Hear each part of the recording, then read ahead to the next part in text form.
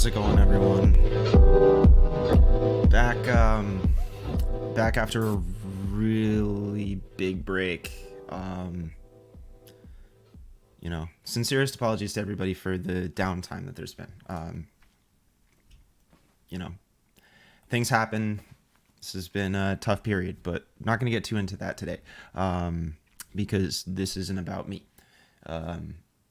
Jonah will be returning for the next stream. We're working on some new scheduling and stuff like that, so we'll get that sorted out.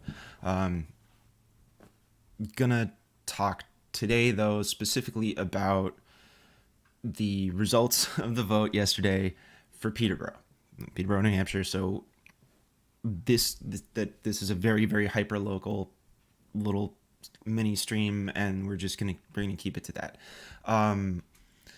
So look.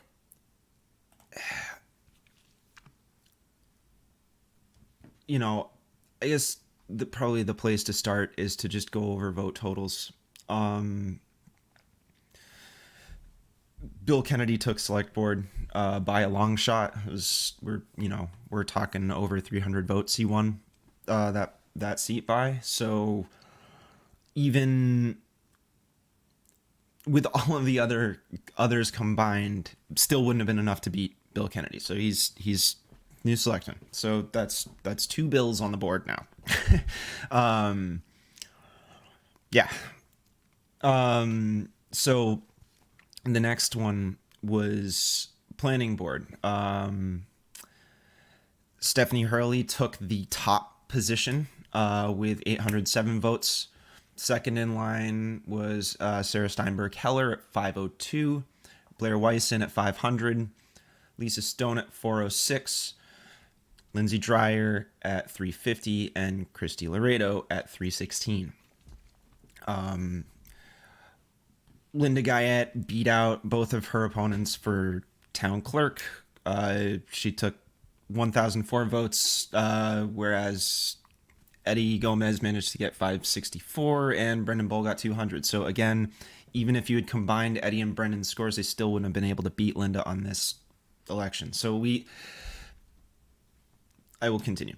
For ZBA, Loretta Laurinaitis, 1,016 votes. Don Selby, 853. And DiLoretto, 626. So the margin was a little bit closer on this, but it's abundantly clear where the majority of votes went this time around. And we had yes to literally everything, including Article 2, which is, we can get into that, because it's it relates to sort of the broad point and why the episode today is titled what it is, because if you go back and we'll watch bits of the debate, I guess. I'll play some clips of that today. But what I really want to do is kind of just have like a holistic view at what's actually happened here. Because, it's like in this situation of that planning board race, right? Where the majority of seats were, and additionally, there was another seat, for planning board between Carl Staley and Josh Blair for 1-year position. The other race was for a 3-year position. Josh Blair won that race. So I don't have a number. I'm going off of Tyler Ward's original report from last night. So this information could have changed if they did more. At the time they had mentioned they hadn't counted all of the write-ins yet. So I don't know how much that's going to affect things. And we might find that there's enough write-ins that could have accounted for that gap, and maybe made it possible. So right now it's like we can't make it's because this group voted this way and that's why we didn't get this person. The only place that we can really kind of have that discussion is for the 3-year 2 seats that were up for the planning board. That's really the only space. Everything else was pretty much like a total takeaway. And that is indicative of a situation that we're in right now and what the broad attitude of the town is. Something I would like to point out, the total number of ballots cast was 1,796. So that is less than 1/3 of the population of the town. as far as vote turnout goes, that's pretty good. But as far as, is this what everybody in the town wants? I don't know. Like, it's hard to say. And that's just the challenge of that. I don't, so, I think in order to really like get into this, because I'm happy to have other discussions on other days with other people about different parts of this. I really want to be laser focused on the planning board stuff, because there's federal money at stake here. That's where I'm sort of like, where this whole thing is coming from, is that like coming down the pipe, there will be aid for housing, and that's coming from the Fed, and we have to meet certain criteria in order to qualify for that. And right now, Peterborough does not. We have exclusionary zoning that doesn't allow for these types of, better options to be. It's not something that we can do, so we just get cut out. And this is something that, in the debate, I'm not going to show much because, unfortunately, in my opinion, she didn't win the race. But Lisa Stone highlights pretty well that that was why she was in it. And that matters. So, what I'm going to go off of is just to set the baseline here, because I think this is probably going to be the easiest way to deal with it, because we know what the result is. I'm going to play clips of Stephanie Hurley's position. And I will also do my best to play some clips of Sarah Steinberg-Heller's position, because they actually go at it a little bit. And they're out of all of the candidates, they're probably like the two most diametrically opposed in terms of the way that they've, like, the camps that they've come from into this situation. And I say this only because I've sat in task forces, stuff like that, and witnessed this sort of adversity between groups of people in the town. And so I guess without really like, I won't hold this up too much more. So I'm going to play this. I'll just run through. This is Stephanie's introduction. I want to thank the League of Women Voters and the Ledger Transcript for hosting this forum. The aims of my candidacy are to bring respect to the planning process and advocate for affordable and environmentally aware development in Peterborough. I feel that the planning process should be responsive to citizens' viewpoints. I vow to consider all opinions and find compromise where possible. I will welcome residents and stakeholders in Peterborough to bring concerns to me, so we can come to the fairest and safest compromise that still keeps Peterborough the wonderful town that it is. I believe that the planning board should lead efforts to develop affordable housing policies and ordinances that accommodate ADUs, tiny houses, and other development strategies. We should grant waivers to developers based on specific criteria and get a percentage of affordable housing in return. We should encourage renovation of existing buildings to increase rental units and research state and federal programs to aid in this endeavor. And I would devote myself to doing this. Thank you. So, okay, we'll go off of this right here. So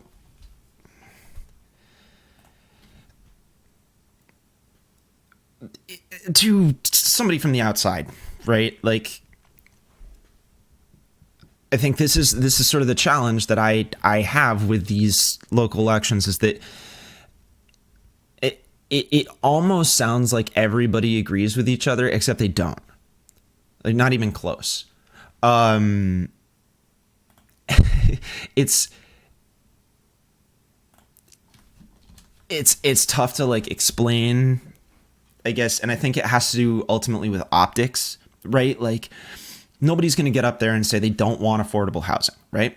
No one's going to say that. Everybody's going to say they want affordable housing. Okay. I've attended multiple task force meetings, and no one in the room ever said we don't want affordable housing. In fact, anybody would get really defensive if you said you're not into affordable housing.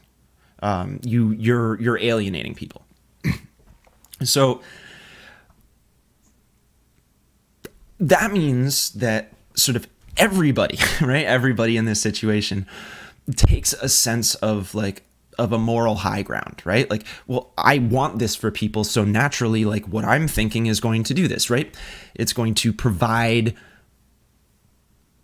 the necessary changes that will occur. My issue with this is that, at least in Stephanie's example here, there are a lot of generalities, right? This is like very non-specific. We'll go after federal aid. Okay, we actually know federal aid is already available to us. Like, we know that's coming down the line. And as we'll go on to see later, she and a number of other people talk about how, well, this doesn't change overnight. And I feel like we'll get there, but statements like that pressure everybody else into saying something like that. And really what that does is maintain exactly where we're at right now, right? The second you say, well, this is going to take a while to do, it's not going to happen overnight. That's always the line, right? Look, I've been in this town long enough. I've been in this state long enough to know that is, whether people are aware that they're doing it or not, right? Like, I'm sure that folks, when they say this, they're honest, but whether they realize it or not, that is code for, we're not going to deal with this yet. Like, and again, I don't think people are like thinking about it that much, but the main thing is that statement usually gets used to sort of like quell the fires a bit, to like cool everything off. And that has only served to prolong the process of doing the hard thing and making the rigid choice to like take that chance, i.e. go all the way back to 2017, pull out the original zoning that Ivy had written up, which was essentially just like a repackage of everything. It was cleaner. It would and I'm not saying this because I like or don't like Ivy. That doesn't have anything to do with it. What I'm talking about is purely having zoning code that would allow us to get the federal funds that we need right now. Would have done that. Whatever would have been voted in originally before the entire TNOZ fiasco, right? That would have given us this opportunity to be right in line to receive that federal aid. So that's just so we're clear. Okay, we could have solved this problem 4 years ago. I'm just putting it out there. This problem could have been resolved 4 years ago. So, knowing that, when I hear we need to look into researching more, I want to go and find out more information. I want to go talk to these people. We need to get more information, right? That's actually a really like toxic thing because it's a way to prolong the process, right? And I know this is how this is. And when you hear somebody out there saying, I'm for sensible zoning, right? This was on Stephanie's sign. It's all over town. I'm sure anybody who's watching this drives around town probably has seen these signs. It says Stephanie Hurley, sensible zoning. My problem with that is that implies that whoever she most disagrees with is not sensible. And realistically, the people that she has been disagreeing with consistently for years now, and I can attest to this, I have been in the meetings, and those are also available online. All of the original Housing Task Force meetings are up there. This is something that was always disagreed upon. It was always fought. We were never doing something to improve the zoning because we were too busy trying to repeal something or trying to fight something that was already there. And then fighting the fight. It's just nonsense, right? So there's that portion of it where by not just being like, you know what, we're going to have to deal with the fact that we might be put in a position where we have to deal with somebody trying to put up a building that we don't like, right? is that worse than never being able to do anything?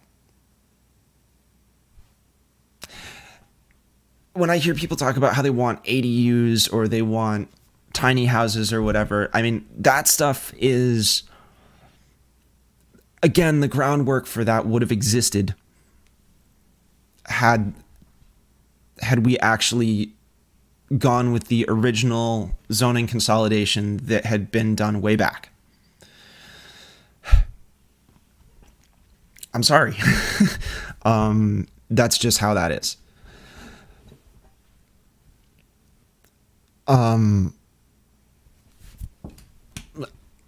You know, I'll keep going here.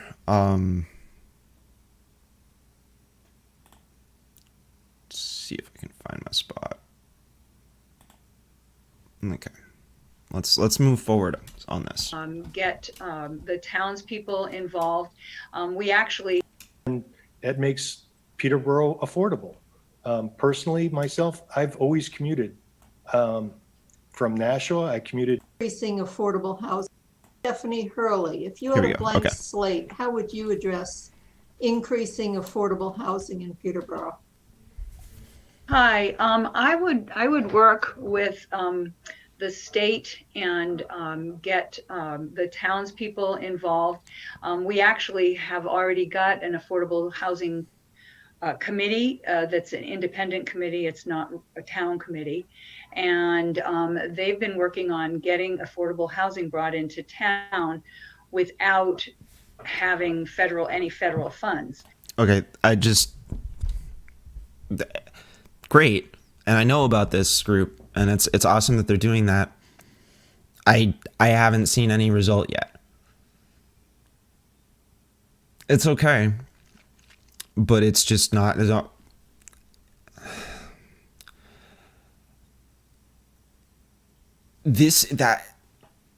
That is an independent group trying to figure out a way to do this without federal funding.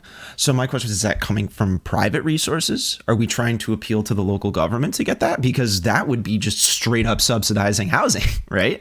But that's not happening. Nobody's discussing that. So I'm just kind of curious as to why somebody who's running for this position is touting this other thing that has absolutely nothing to do with solving the problem from her angle. It's just my take. Let's keep going.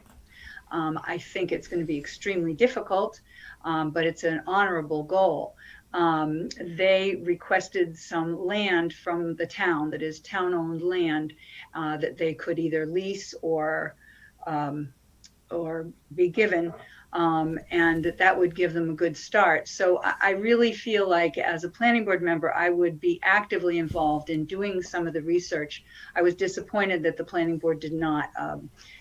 They didn't get involved with that program, and they didn't say that they would do that. Okay, and that actually, so we know what project this is. I think this is talking about Evans Flats. So if anybody remembers what was going on there was a whole discussion. I think we did actually cover it on this channel at one point. It was, they were talking about destroying open space. I personally really love the Evans Flat area. I would prefer that we not develop that any more than we already have. We destroyed a whole bunch of really, really important wetland to create the Shaws and the CVS. We should not be taking more of that land. There are other parts of town that we can cut out of. That's just not, I personally don't feel like that's the plot of land to do it with. Just my opinion.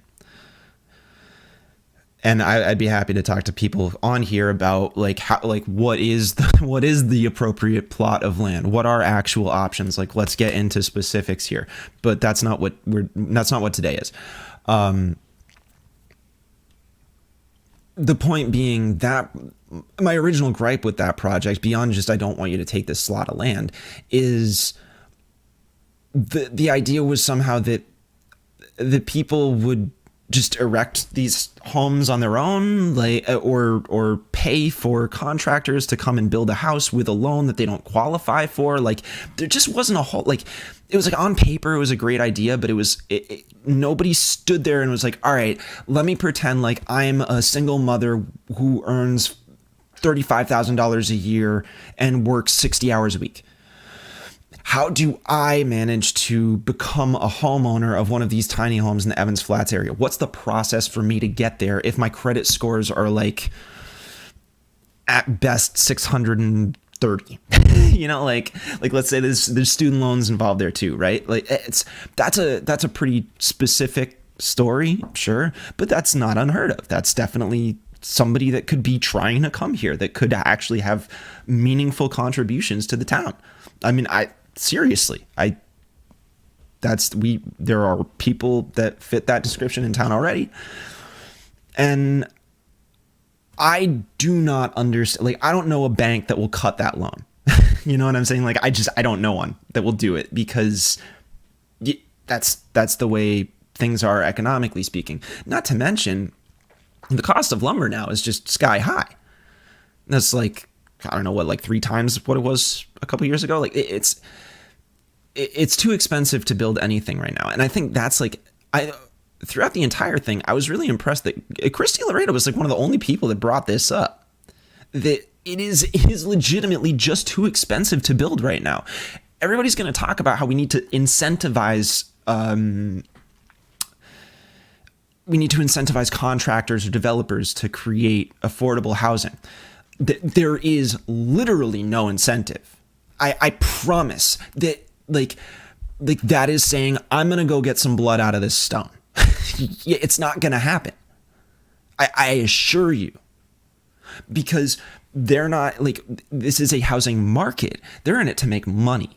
They're not in it. Like, helping poor people is, unless you're playing a long game to have these people not be poor, but to be middle class, that's not a good solution for you, because it means that you're not making as much money in the short term, right?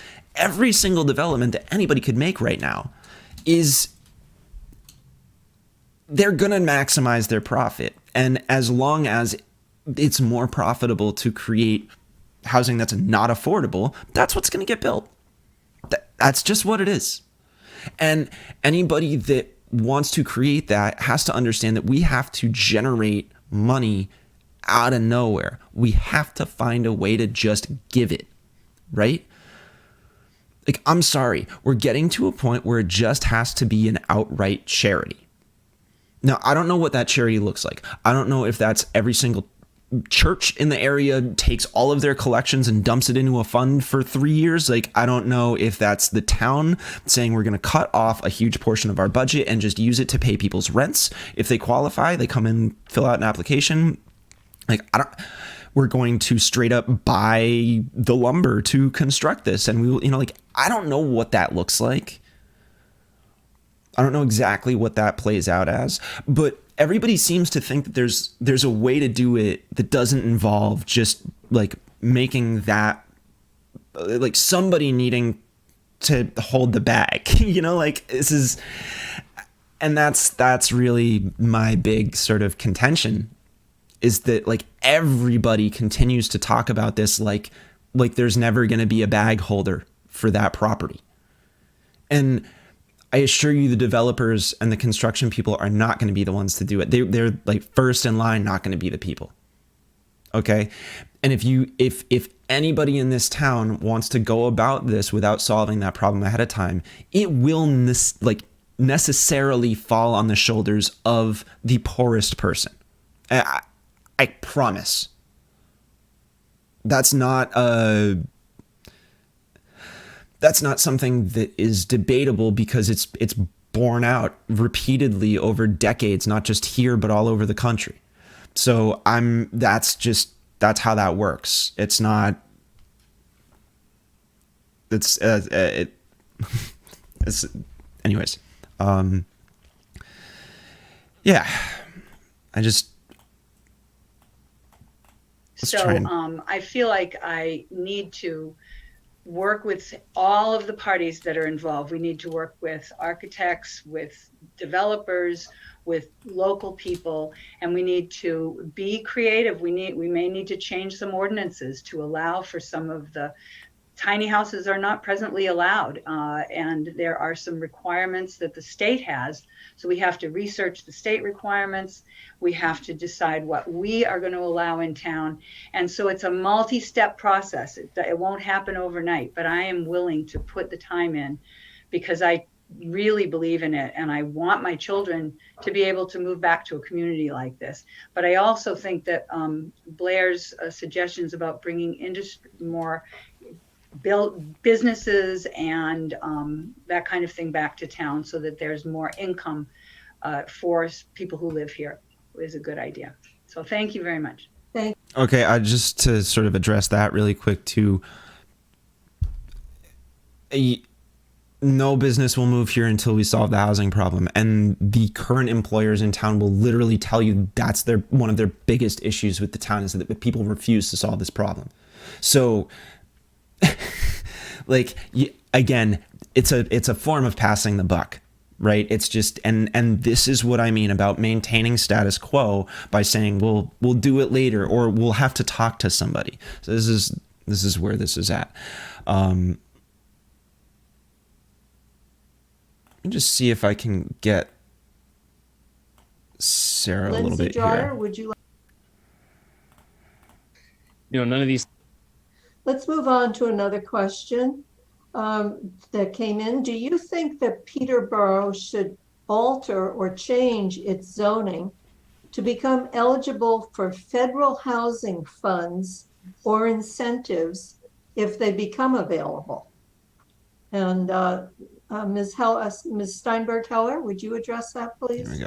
Good. Hi. Yeah, it actually, this question ties in really nicely with what the first question was about a blank slate. And I think, one of the things we could do is alter our zoning to be more inclusionary, because in order to qualify for those federal funds, we need to have inclusionary zoning. And right now we have exclusionary zoning. Our zoning is focused on single family homes on larger lots. And we need more housing diversity and more options. Of course, we need single family homes. I live in one. I have, neighbors who live in them. We also have people who live in duplexes, in multifamily, in assisted housing, and in homes that are included on historical tours of the town. But I think I would love to see our zoning become more inclusionary, more simple to build, to have multiplexes in every zone, things like that. Have prefab houses be allowed, have tiny houses, have flexibility in terms of being able to work outside of the box. We have a toolbox, and our toolbox has been depleted over the last 3 years. We've sort of become a town where our zoning is hacked up a little bit at each meeting, and it's scary because it circumvents the processes that we have in place, and it undermines the finding consensus.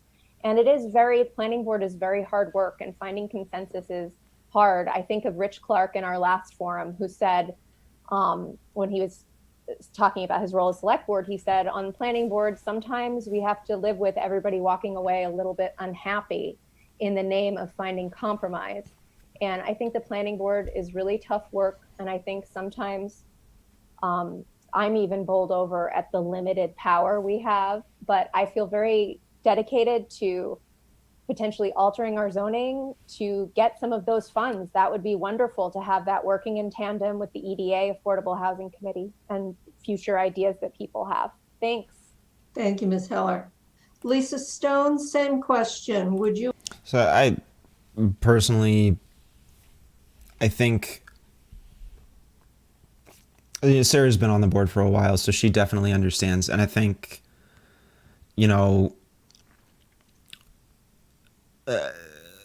Sarah definitely has drawn a lot of ire from people for being as vocal about her position as she is.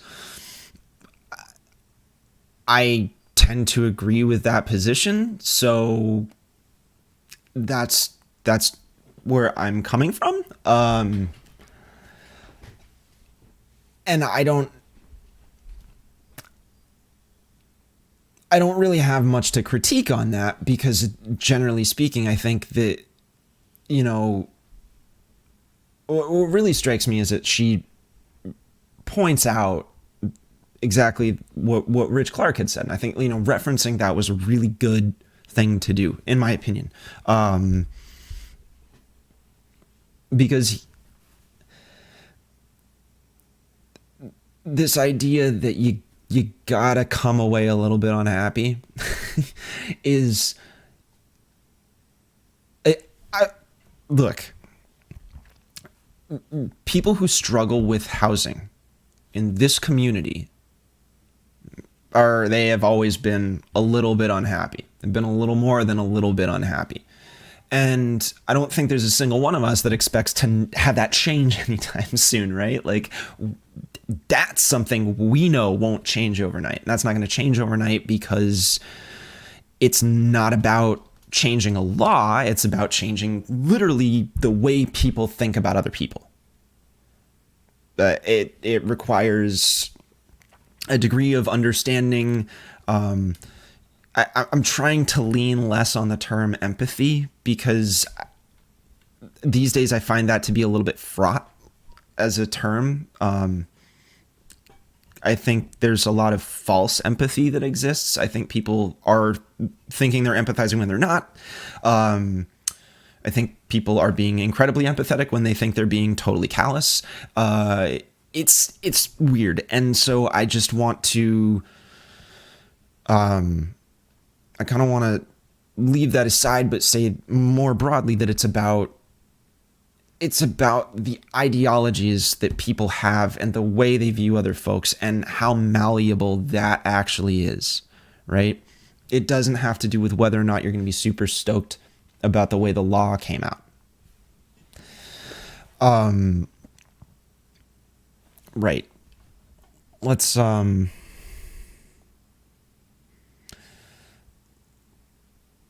move up here.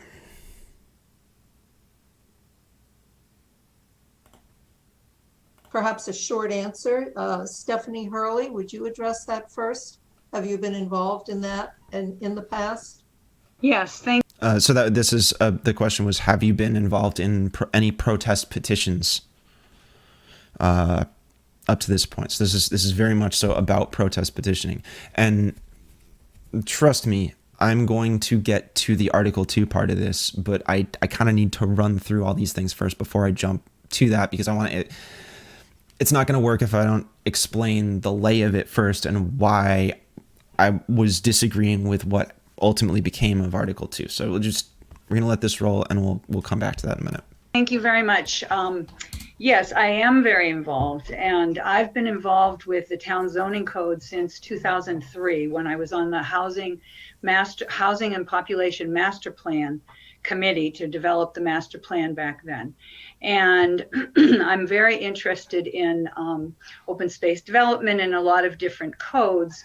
And I was also involved in the attempt to to put through the TNOZ 1 and 2 in the past couple of years. And I was involved with this. Let's be clear. She corrected herself there. She did not try to keep TNOZ 1 or 2. I was present. Stephanie Hurley has always been a member of the group that was attempting to repeal those ordinances. So that's super, super important. That's super important because that distinction is literally the difference between the two sides here. This petition, because my experience has been that the current planning board has not been careful enough, in my opinion, about maintaining the zoning code laws that we have. I have seen them give waivers and not get anything back from the developers. I've seen a number of developments go in and the houses are all around 300,000 or more, which I'd like to ask Josh Blair if he feels that that's affordable, because I do not. So even though we're giving waivers out right. So hold on a second. We got to jump on this for a second, because that's straw manning, right? Like at that moment, she I mean, it's a good debate tactic, and maybe it contributes to why she won. But I mean, I guess I don't know. Maybe I'm okay with it. I just, you know, I'm okay with it being there in the sense that I personally feel like that just like is a prime example of like exactly how contentious somebody is, like, is even when they don't even need to be contentious, right? Like that's like she's answering her own question, right? It's not like, you know, this idea of affordability is you know, it's it's just it's kind of silly because the clearly $300,000 for a house isn't affordable. Like I like that's a joke. But to go back to the point that you cannot construct anything different, you can't do it, dude. It's not possible. Like, if you try to sell any house at like the cost that you made to build it, it doesn't matter how small it is, honestly, like it's probably going to be overvalued because that's the way the housing market is right now. That's that period. And we're always rubbing up against this issue of not having enough housing. And until we stop trying to contain things in like, I think it was like no less than like a 3/4 acre size lot, that requires very big setbacks, like front and side setbacks. It's that maintains the status quo of the built environment that exists in our town. Again, you know, it's like we're not trying to eliminate single family houses. Of course not. That's preposterous. I think we should have more of them, frankly, because I see a lot of people that want to move here wanting to move into a single family home. Like that's the target. The problem is that there's no stock in their price range, like none whatsoever. So again, it's like, yeah, missing middle is super important. And like, take it from me, I live in a multifamily, right? Like there's, like the building that I live in, there's other people that, you know, we share the space. We each have our own apartment. We're separated. It's fine. But yeah. And you know what? From the road, if you didn't know, you'd never know. Like you just wouldn't, unless you were really paying attention. Because we just converted something. And it's not like people aren't cool with that. It's not like people aren't cool with the conversions. But ultimately, the issue here is about the right way to put it.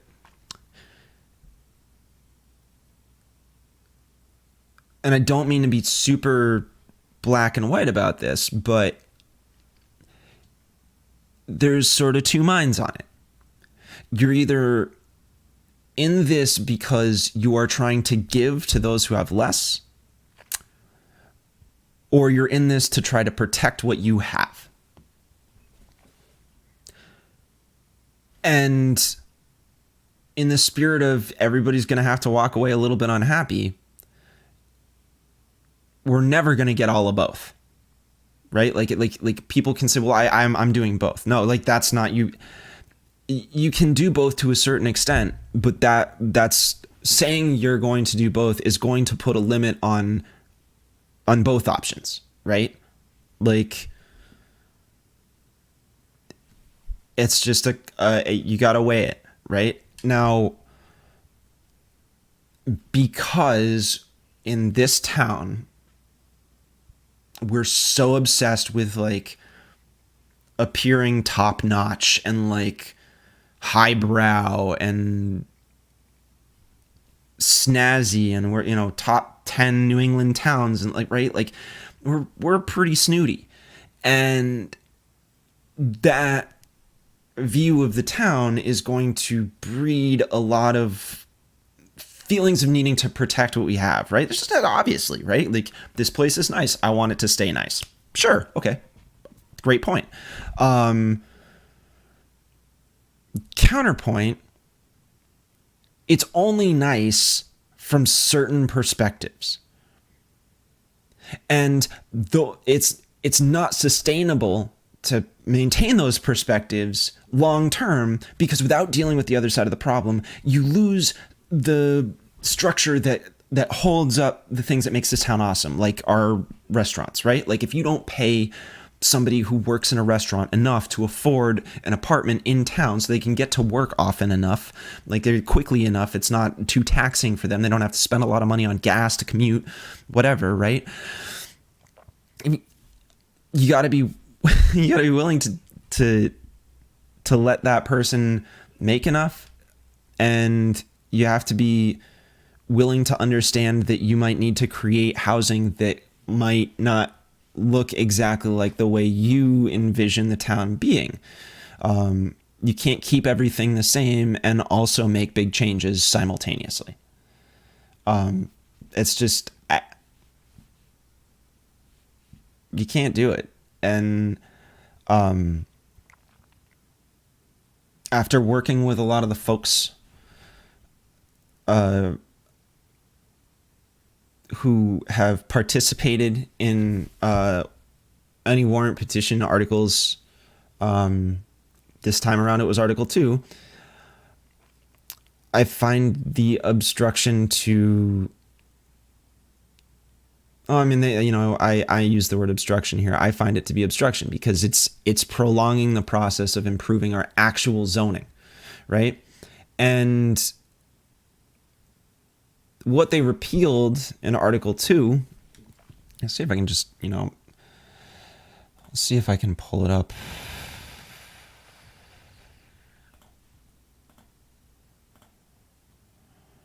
All right.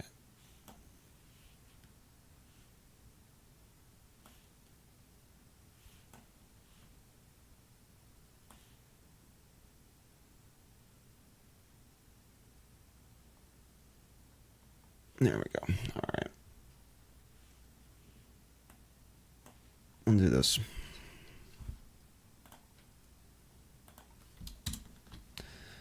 So,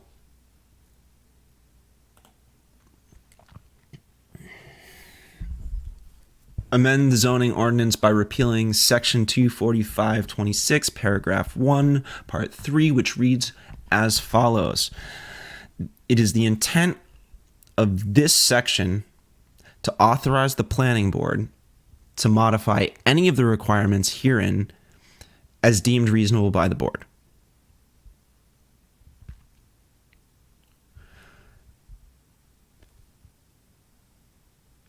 Now, what that is the ability to be flexible, right? Like, oh snap, like this person wants to build something, but it really doesn't fit with what we've got right now. Let's just let it happen rather than having to send it all the way through the ZBA and doing this. Like, this isn't necessary, right? Now, that particular rule was only used 3 times since it existed, right? That's it. So when I hear Stephanie talking about how this has been abused, I don't understand. This situation needs to be cited. I need that example. So it's just like, it's really worth keeping this stuff in mind. And left to developers, they are not producing affordable housing. I think that they need more motivation. And what motivation? That's cool.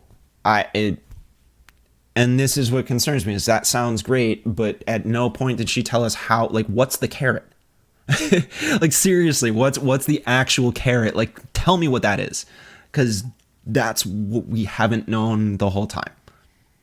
I want to take issue with one of the people who's in this, who says that it's a small group of citizens, and have more than 50% of people approved the petition that was a couple years ago that was stopped by a protest petition. So we had to have 2/3.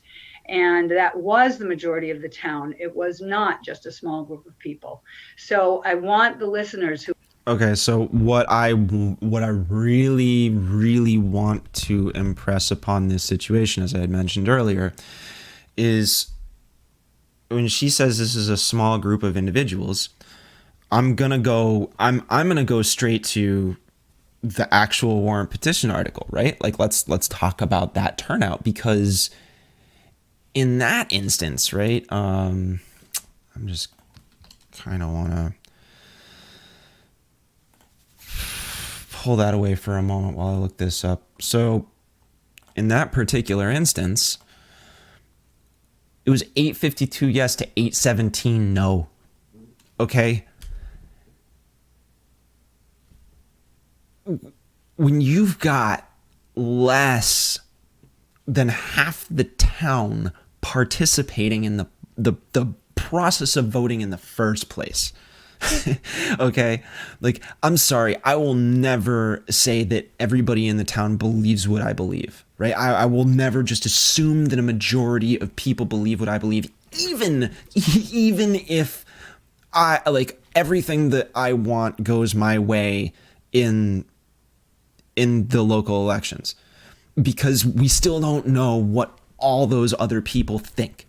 Now, my inclination here is that, like, well, they're probably for affordable housing if they didn't even make it out to vote, because they've got other stuff to worry about, right? Like, the people that make it to the polls in this town are people that have the time, have the money, have the resources, like, are committed, are involved. Like, that's a subset of people. That's not a majority. So we're talking about we are talking about a pretty loud group of 852 people, maybe. What we're really talking about, though, is we're talking about a group of maybe like 35 people that have done a hell of a job marketing the fear of losing your landscapes, losing your property rights, this is how this works. Okay, it's really easy to sway people when you're saying, well, I'm all for affordable housing, I just want to protect what's ours, right? Like, that's hitting two notes at the same time. That's hitting two really like meat and potatoes notes for people. It's like, well, we want affordable housing, but we want to protect ourselves. Like, okay, what if you can't have both of those things? Like, as somebody who was in that position before, as someone who knows other people who are in that position now, that means nothing to them. And if you are saying that, you're safe, right? Like, if you find those words coming out of your mouth, it means you are safe. You don't have to worry about this problem. Like, you're not affected by it, not directly. Maybe your kids are. Maybe, if they even want to move back. But it also depends on what their careers are like. Who knows? That's the closest you're going to get. It's removed, right?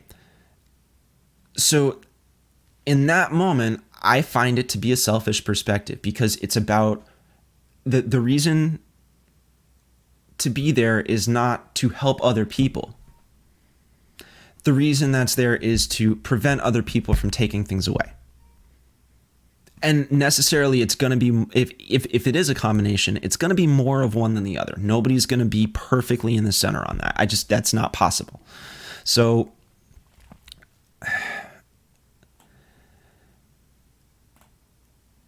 you know,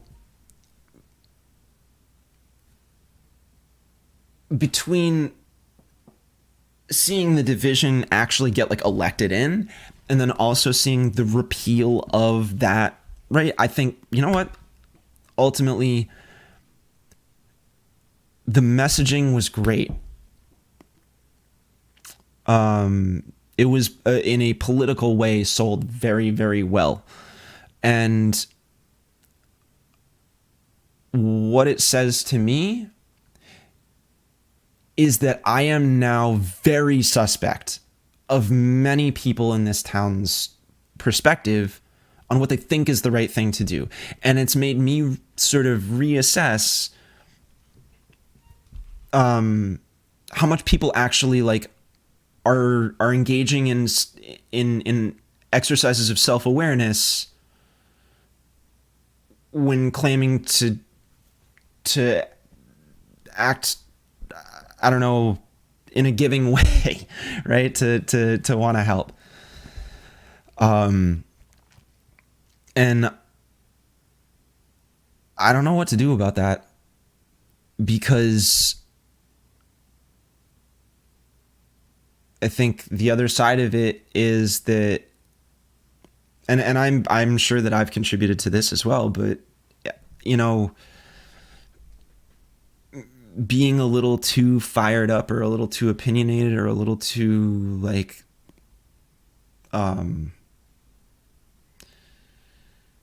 entrenched in a certain political position, right? Like, yeah, sure, I'm a progressive guy, but like this doesn't really have anything to do with it. In fact, what I'm arguing for is in a sense of conservative position.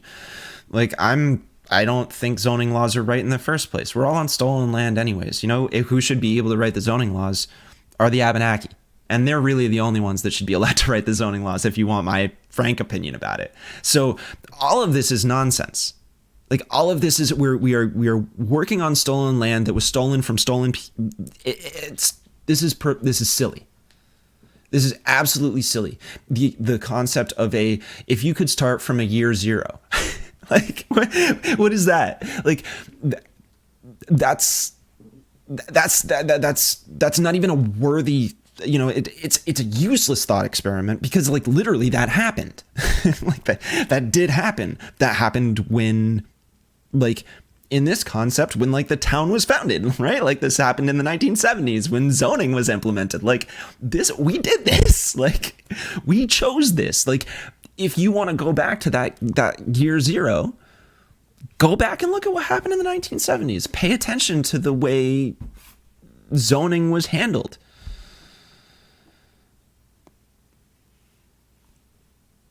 And I promise you, if you look at the origins of zoning in this town, you'll find that it's incredibly elitist. So any attempt that I've ever seen to maintain or implement anything has only encumbered people's ability to make a positive change for housing in the area.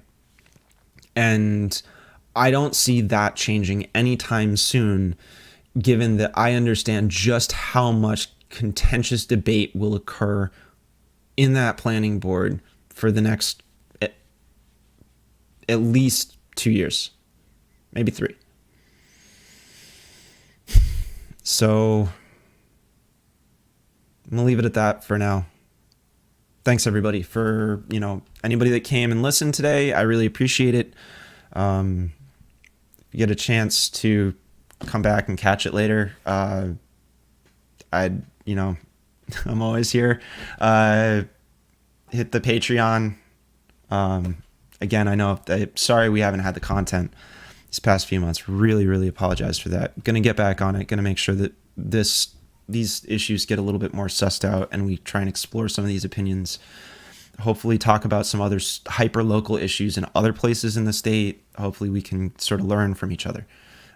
That's the real goal. So, and maybe we'll get a little non-political about it too, frankly.